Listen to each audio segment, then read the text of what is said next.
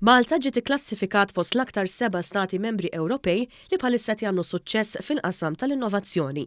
Dan skont l-aħħar stħarriġ tal-Kummissjoni Ewropea magħruf bħala Innovation Scoreboard.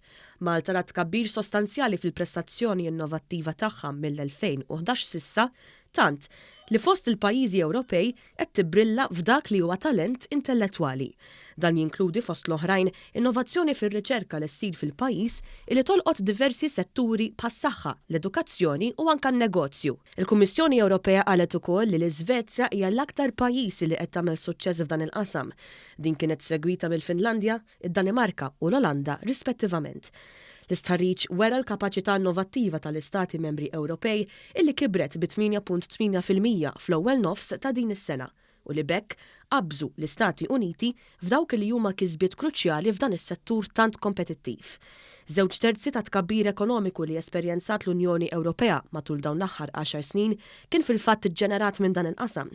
L-istħarriġ qed ibassar ukoll illi investiment żejjed fir-riċerka u l-innovazzjoni kapaċi joħloq madwar 100,000 impjieg ġdid madwar l-Ewropa bejn l-2021 u l-2027.